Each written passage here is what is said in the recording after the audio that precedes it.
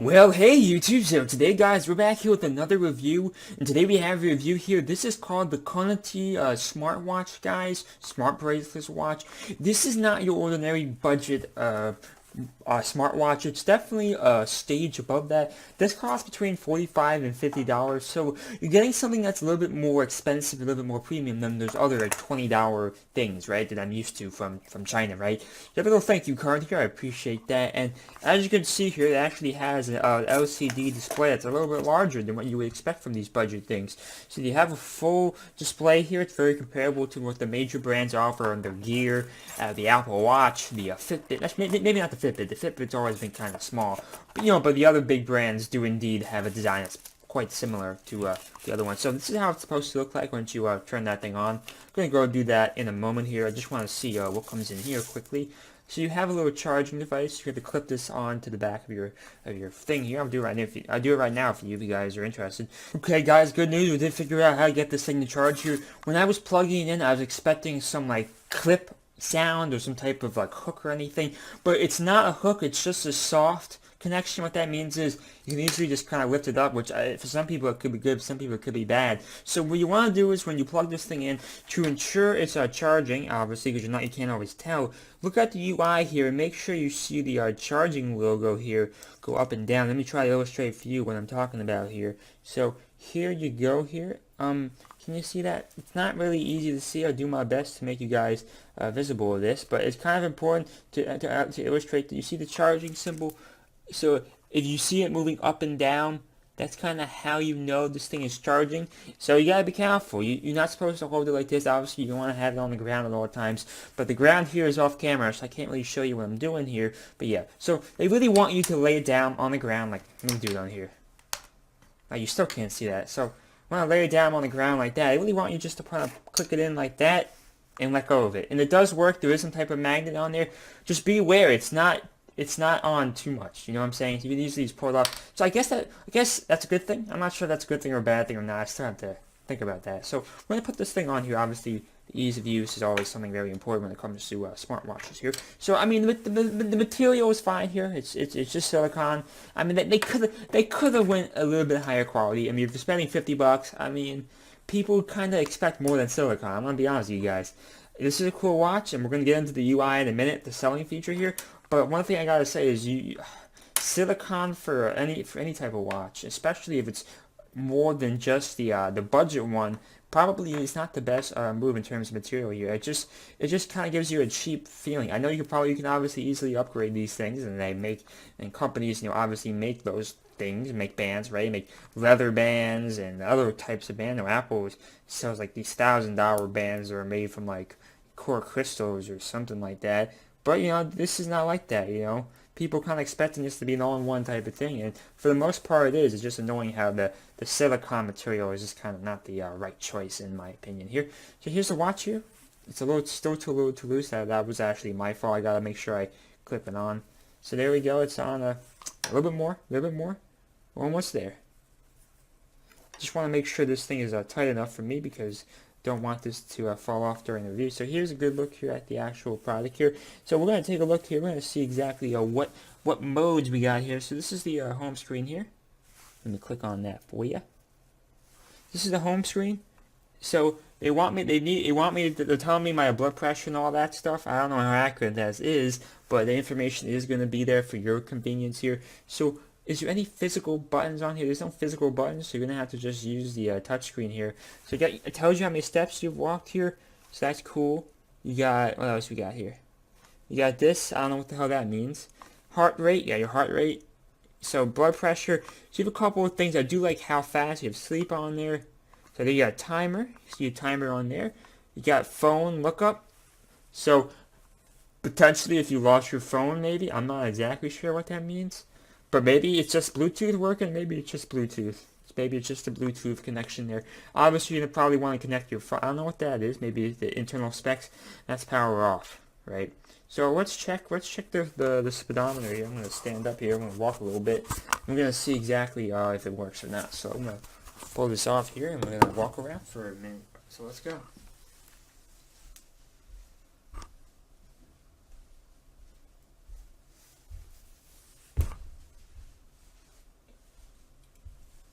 Alright guys, quick walk. And then that was probably between 20 and 30 steps here. So let's see how accurate this is. So what it is, it says 20 on 23 steps. So that's pretty good. That's right in range here. That's actually really good news. I'm happy it was able to kind of accurately give me information I need. I'm definitely exploring these other things here because you have all these different options. Unfortunately, this doesn't seem to be a touchscreen. It doesn't really seem to do anything when I click on the screen here. So the only form of navigation I can see on here is just this button here. And all this button can do is switch between the two. I can't really do anything, right? When you get to the heart rate mode, you want a long tap. You want to long tap the power button here. Not the power button, but the action button here. So watch this. So it's scanning for my heart pressure. I don't know if I have the watch in the correct position for that, but let's see if this actually works here. I don't know exactly what my ppm is, or BPM, whatever it is. So they're telling me 74. That's a little bit low. I don't think it's that, but it could be, man. It could be. I know anything under 100 and above, like, I don't know, was it 70 or something of that nature is standard. So good news is I did figure out how to navigate the actual UI here. So anytime you want to learn more information about whatever is on screen, just make sure you hold down the power button, like, not the power button, but, you know, the action button, right? Hold down the action button here, and it's going to be able to give you all the information. I want to see what this does. So I presume this is Bluetooth here. I'm going to pull out my phone right here.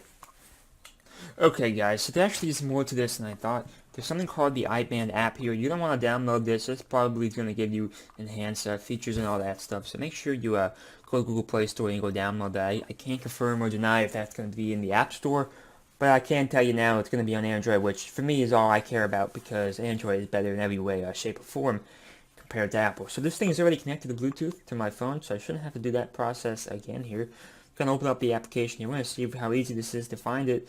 I'm going to skip all the introduction stuff. I don't think you guys really care about that. So you should be ready to go. They do want me to update the app. I'm not doing that right now, man. So I'm going to hit enable. So let's see if we can find my device. So it's going to be binding using Bluetooth here, so we should be able to find it pretty quickly. I was already connected before, so this should be a simple process here. I hope it's going to be simple. The reviews of the app aren't very high. They're pretty low, so that's kind of concerning to me because this thing only has a 2.3 review here, and I just can't even find it yet. So that's concerning here. Let me go into my thing here. Let me go up to the mode here, the connection mode here, see if we can get this thing going here. Alright, we'll try one more time. If this doesn't work, I'm going to have to, I don't know. So it's now connecting here, as you can see. And it did find it. I'm happy to say it did find it, as you can see. So I'm going to click on that. We're going to bind the device here, and hopefully we can get all the different settings I've been promised here. So it's now binding here, and it's syncing. This is actually really good news. I wasn't sure what was going to happen here. So now that the device is binded here, we should be able to do a lot more cool stuff here, right? So it's going to take its time to sync here. It's about 20% synced, which means we got about another 2 minutes to go. I'll be right back. Alright, just finished, guys. Here's the access. We took 23 steps, which is correct, which is 0 calories, 0 miles. That's 100% okay. So there's a couple of things you can do here. You can do Find My Watch. You can do remote camera. I'm kind of curious about that. So remote camera here. Holy shit, it's actually pretty cool. You see this? Do you see this? Wait, is that my phone doing that? Oh, that's just my phone. That's just my phone being stupid. That was embarrassing. That's just my phone. I don't know what that was all about. We do have something here called Find My Watch here. It's gonna find my watch for me. Let's see if this process works here.